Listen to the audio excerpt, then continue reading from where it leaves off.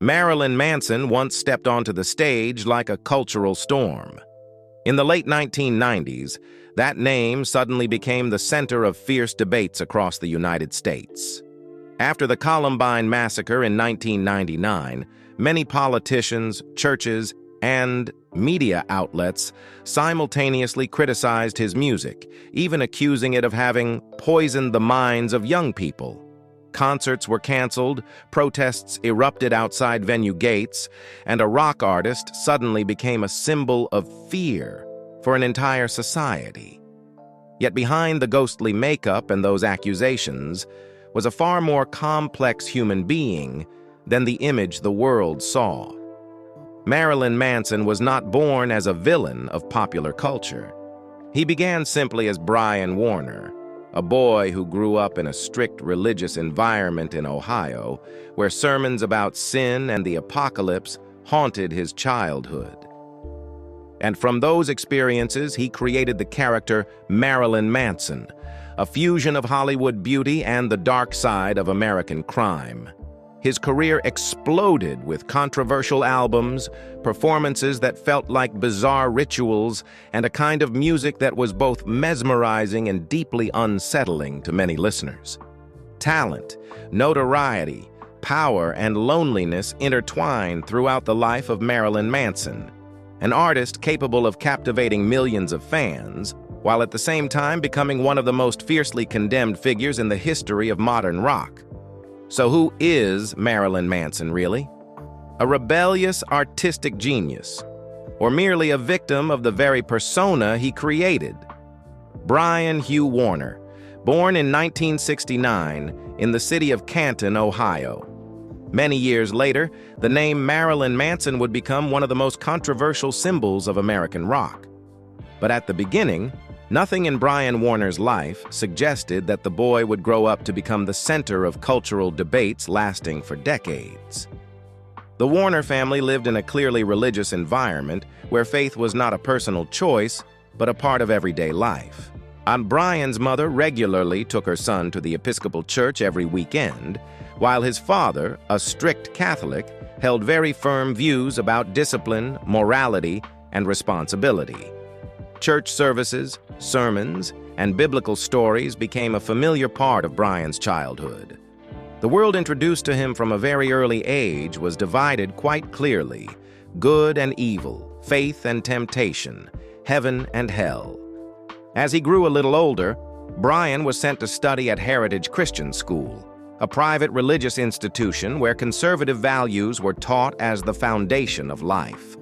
In the classroom, students did not only learn standard subjects, but also frequently heard about the moral dangers lurking in the outside world. Rock music, popular culture, and images considered temptations. For many students, these were simply rules to follow. But for Brian Warner, those repeated warnings gradually produced a different reaction. The more he was told to stay away from something, the more he wanted to understand why it was forbidden. It was within that environment that a quiet form of skepticism began to take shape. Brian didn't completely reject what he had been taught, but he started to notice the distance between doctrine and the real life around him. The concepts of good and evil, presented as clear boundaries, did not always appear so simple in the world outside the classroom. From that point on, Brian gradually developed a habit that would follow him for many years afterward, questioning norms that were usually accepted as obvious. While the sermons at school tried to keep students away from the world of popular culture, Brian found himself drawn precisely to that world.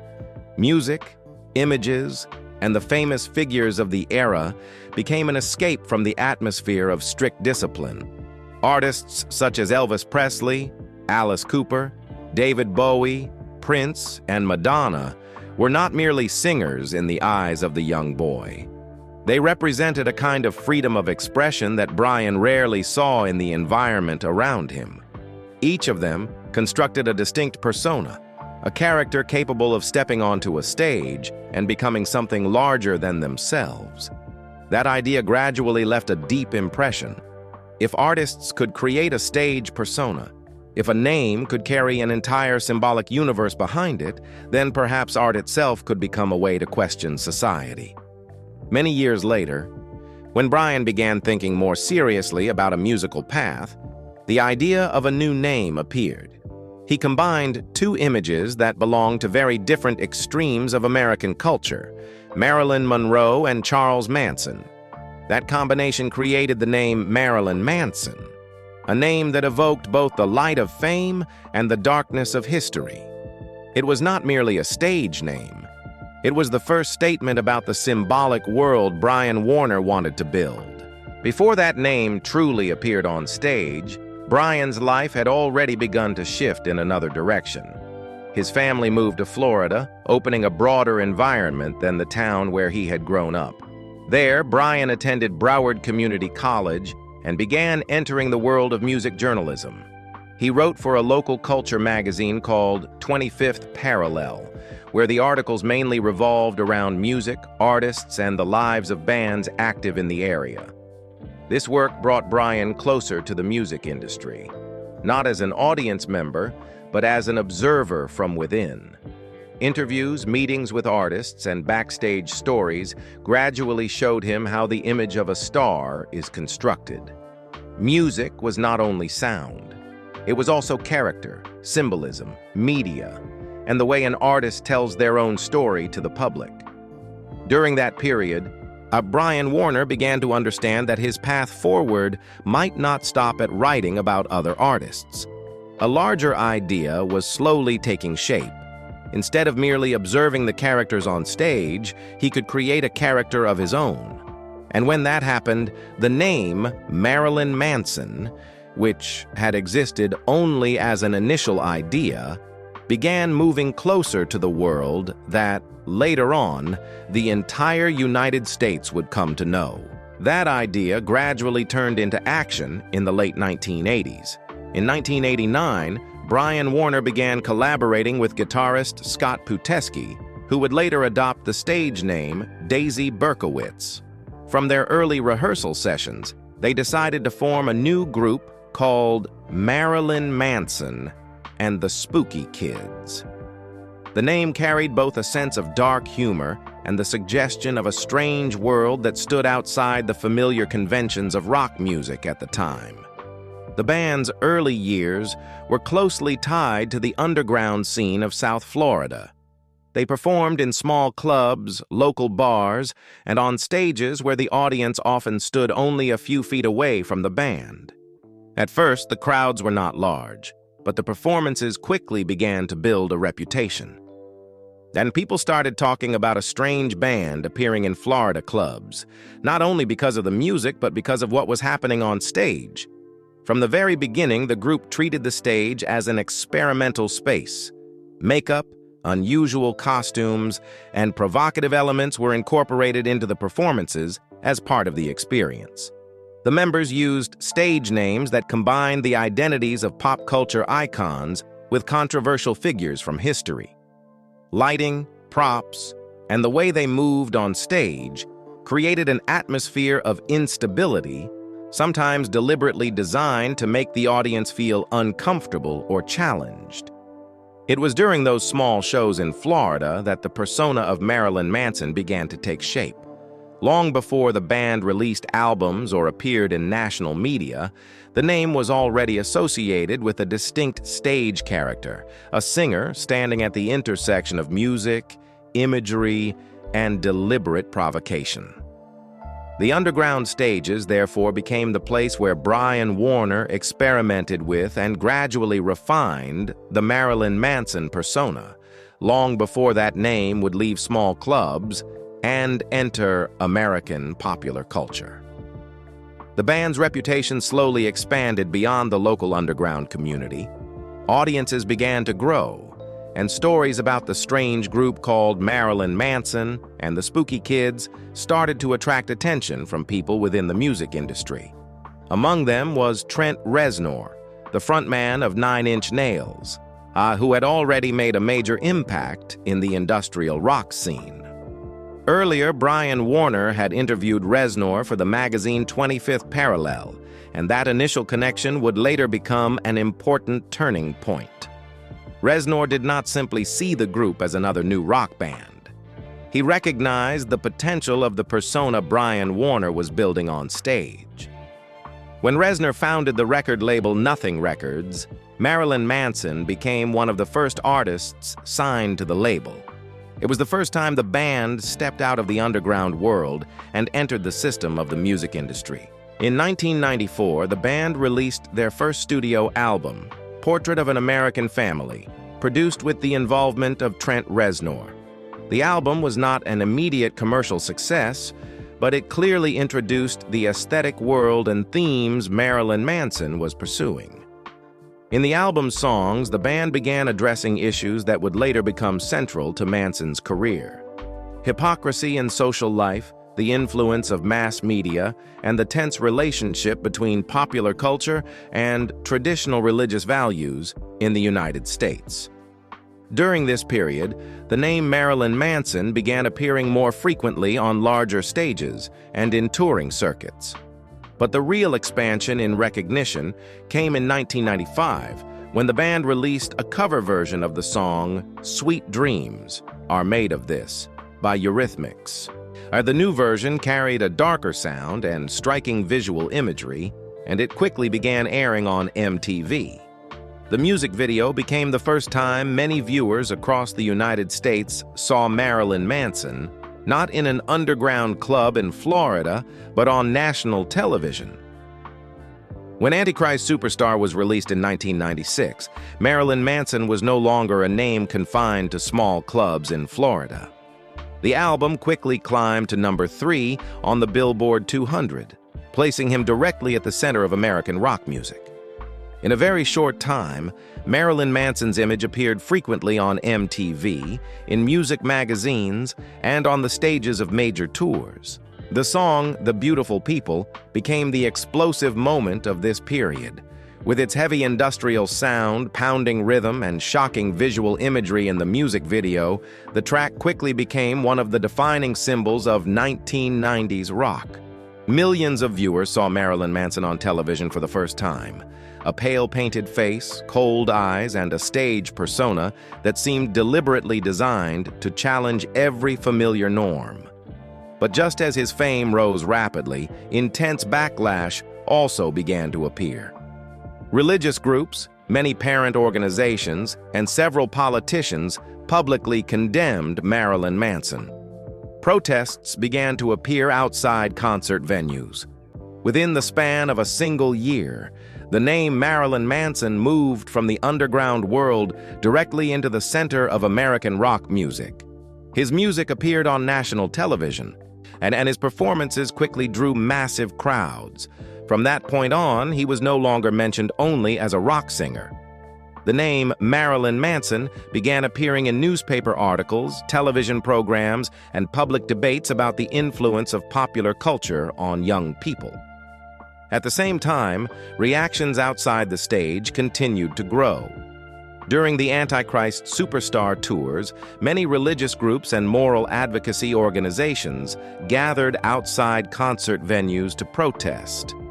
Banners appeared at the gates of performance halls, and calls to cancel shows were sent to local authorities.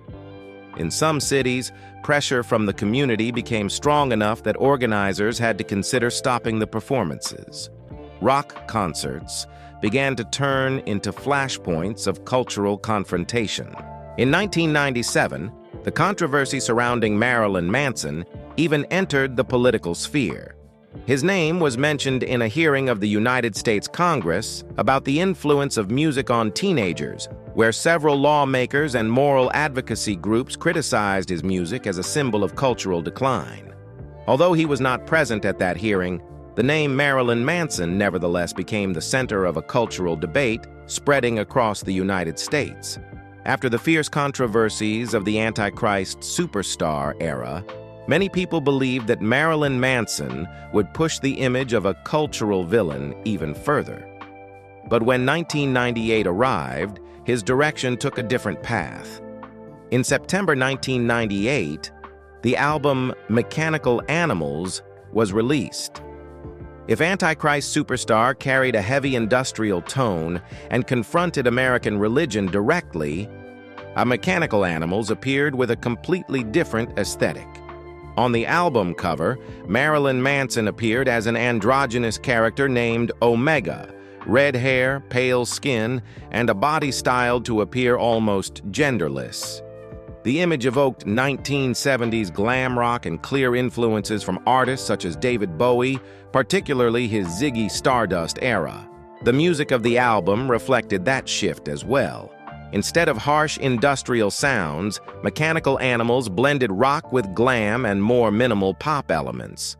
Songs such as The Dope Show quickly gained major attention on MTV and rock radio. The album debuted at #1 on the Billboard 200, showing that Marilyn Manson not only maintained his appeal after Antichrist Superstar, but also possessed the ability to reinvent his public image. During the same period, he also began expanding his personal story beyond music. In 1998, Marilyn Manson published the memoir, The Long Hard Road Out of Hell, written together with journalist Neil Strauss. The book recounted his childhood, the formation of the band, and the early years of entering the rock world. With numerous controversial details and blunt descriptions of backstage life, the memoir quickly became one of the most talked-about works in late 1990s rock culture. Alongside music and publishing, Marilyn Manson also began appearing on screen. He had a small role in the film Lost Highway, directed by David Lynch, marking his first steps into the world of cinema. His appearances in film and television afterwards showed that the Marilyn Manson persona was no longer confined to the rock stage. It was gradually becoming part of a much broader popular culture. But as his career entered a new phase, a major event in the United States unexpectedly pulled his name back to the center of controversy. In April 1999, the Columbine high school shooting occurred in the state of Colorado. In the days following the tragedy, some media outlets and public commentators began mentioning Marilyn Manson as one of the cultural influences supposedly connected to youth violence, even though there was no direct evidence that the perpetrators had any real connection to his music. Being placed at the center of those accusations once again turned the name Marilyn Manson into a subject of debate on television, in newspapers, and in political discussions. In response to that context, he began developing a new artistic reaction. In 2000, the album Holy Wood, In the Shadow of the Valley of Death, was released. With themes focusing on violence, media, and the way American society creates symbols to blame, Holy Wood was widely seen as Marilyn Manson's direct response to what he had experienced after Columbine. Entering the early 2000s, the name Marilyn Manson was no longer associated only with protests outside concert venues or controversies on television. The very elements that once provoked backlash, provocation, and extreme theatricality were gradually becoming a familiar part of popular culture itself. After releasing Holy Wood, In the Shadow of the Valley of Death in 2000, Marilyn Manson maintained a prominent position in American rock. But a clear shift during this period appeared in 2003 with the album The Golden Age of Grotesque. The album quickly reached the top of the Billboard 200 and marked one of the biggest commercial successes of his career. The aesthetic of this era continued to evolve toward theatrical spectacle, drawing influence from early 20th century European art, particularly Weimar-era German cabaret and avant-garde movements. Music videos, stage imagery, and concert tours were all constructed as deliberate visual performances in which music, costumes, and stage design blended together into a complete artistic persona. At the same time, Marilyn Manson began appearing more frequently in media spaces that had previously rarely given attention to an artist with such a controversial image. Interviews on major television talk shows, long conversations with journalists, and an increasingly familiar presence on television indicated that his position had shifted. The figure once seen as a symbol of rebellion was now invited into broader cultural dialogues. Within the artistic world, his relationships also reflected this new position. Marilyn Manson frequently appeared alongside influential figures in music and film, from veteran rock artists such as Alice Cooper and Ozzy Osbourne to well-known faces of Hollywood. These connections suggested that he was no longer standing at the margins of the entertainment industry, that he had become part of the larger cultural network that had once regarded him as a controversial figure. By the middle of the 2000s, the image of Marilyn Manson existed in a state that was almost paradoxical. He remained an artist criticized by religious groups and moral campaigns. Yet at the same time, he appeared on national television, topped music charts, and participated in mainstream cultural spaces. The figure once viewed as a symbol of counterculture had now become a familiar part of the very popular culture he once challenged. As the late 2000s began, the landscape of the music industry was also changing rapidly. The internet, online platforms, and social media gradually transformed the way audiences accessed music. In this new environment, the cultural shocks that had once made Marilyn Manson stand out in the 1990s no longer produced the same seismic impact. Even so, the name Marilyn Manson continued to remain present in the worlds of music and entertainment, although his place within the broader picture of rock music had shifted into a different role. In 2007, Marilyn Manson released the album Eat Me, Drink Me, marking the beginning of a more personal musical phase. Subsequent albums, such as The High End of Low and Born Villain, continued to sustain his presence in the music industry, although the level of attention from the public and the media was no longer as intense as it had been in the late 1990s. During the same period, the music world itself was changing quickly. The internet and social media opened new channels of expression, where shocking imagery no longer held the same monopoly on public attention. Nevertheless, Marilyn Manson did not withdraw from artistic activity. He continued touring, collaborating with other artists, and appearing in film and television projects. During these years, he took on acting roles and guest appearances in series such as Californication, Sons of Anarchy, and later, American Gods.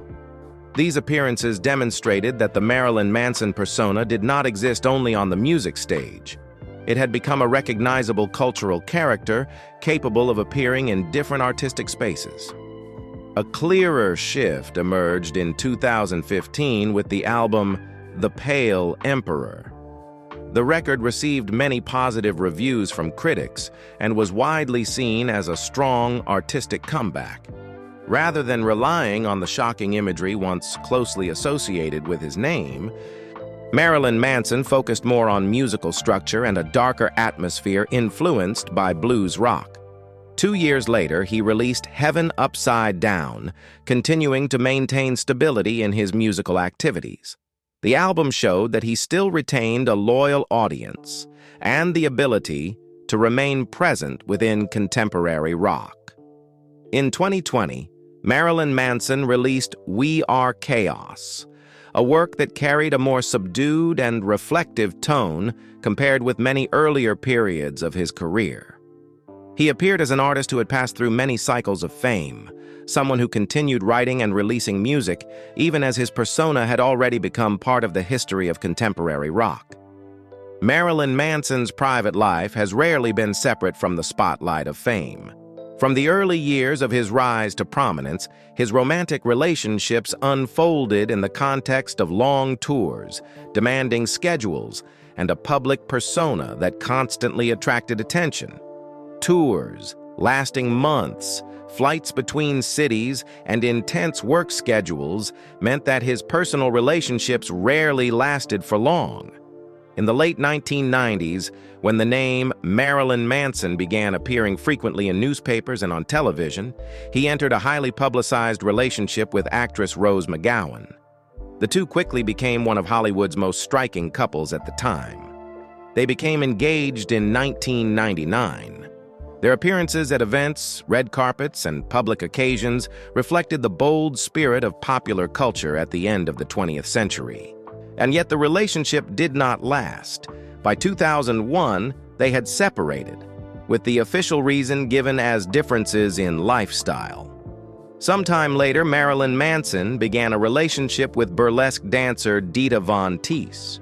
This became the most famous relationship in his personal life.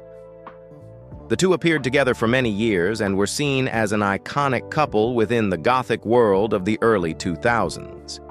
In 2005, they held their wedding ceremony in Ireland.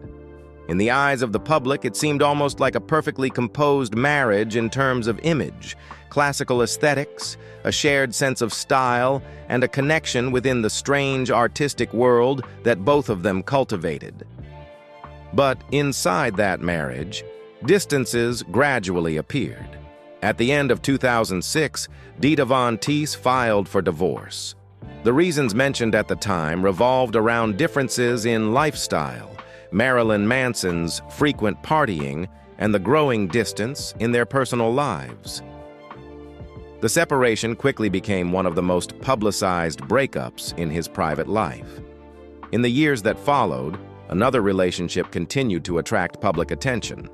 The relationship between Marilyn Manson and actress Evan Rachel Wood. The age difference between them made the relationship a frequent topic in the press. In 2010, Marilyn Manson proposed to Evan Rachel Wood. But the relationship also did not last long, and the two separated not long afterward. Many years later, and their story returned to the center of public discussion when Evan Rachel Wood made abuse allegations against Marilyn Manson. These accusations opened a major public crisis in his personal life. Some partners in the entertainment industry ended their collaborations with him, and legal investigations were conducted over several years. By 2025, the criminal investigation closed without a decision to file charges. In the years afterward, Marilyn Manson's private life became more discreet. He remained in a relationship with photographer Lindsay Usich, who had been with him for many years before the two married in 2020. Compared with his earlier relationships, this period involved far fewer public appearances, and his personal life became quieter. Throughout his life, Marilyn Manson has had no children and has never built the image of a family man in the traditional sense. His world has always seemed to revolve more around personal space, art, and private reflection than around a stable family structure. The deepest losses in his personal life came from within his family. In 2014, his mother passed away after a long struggle with dementia. 3 years later, in 2017, his father also passed away. Marilyn Manson's father had been one of the strongest supporters of his son throughout his life. The loss of both parents within a relatively short period left a significant void in his personal world. In recent years, Marilyn Manson's life has unfolded more quietly than during many earlier phases of his career. After decades spent almost continuously under stage lights and media attention, the pace of his life has slowed. Much of his time is now connected to his private space in Los Angeles, where music, painting, and personal creative projects occupy a larger role than public appearances. After the prolonged controversies of the early 2020s, Marilyn Manson gradually returned to musical activity. In 2024, he released the album One Assassination Under God. Chapter 1. A work that marked his first major studio release after several years. The album opened a multi-part project, indicating that he continued writing and developing new artistic ideas rather than stopping at earlier achievements. Alongside the new album, Marilyn Manson also returned to the stage with international tours beginning in 2024 and continuing into the following years. These performances showed that he still retained a loyal audience, people who had followed him through different phases of his career. During this recent period, he has also released several new recordings, including a cover of In the Air Tonight and collaborative projects with other artists in the rock community. These activities no longer create the cultural shocks that once defined the late 1990s, but they demonstrate that Marilyn Manson continues doing what he has pursued from the beginning: writing, performing, and maintaining an artistic persona that has existed within rock culture for more than 3 decades. His presence today no longer carries the same relentless intensity as before. Yet Marilyn Manson still appears in the places most familiar to him: the studio, the stage, and his own artistic spaces, continuing to maintain a connection with audiences who have followed him through many cycles of fame and controversy. Even though his presence in the media landscape is no longer as constant as before, the name Marilyn Manson still holds a distinctive place in the history of modern rock. His legacy does not lie only in the albums and tours that have passed, but also in the way he forced popular culture to confront uncomfortable questions about itself.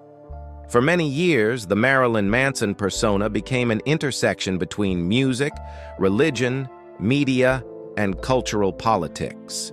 Few rock artists of the same era provoked American society to debate so intensely about the boundary between freedom of expression and moral standards. Marilyn Manson has never been merely a shocking artist. The intense reactions, the prolonged debates surrounding his name, and the quieter periods that followed all reveal a deeper reality. Marilyn Manson has always existed in the place where popular culture feels not entirely comfortable. Not only because of the songs or the controversies of the past, the Marilyn Manson persona still raises a broader question about art and society. When an artist forces us to look at the darker parts of the culture we live in, what truly makes us uncomfortable, the art itself, or the very things that art is reflecting?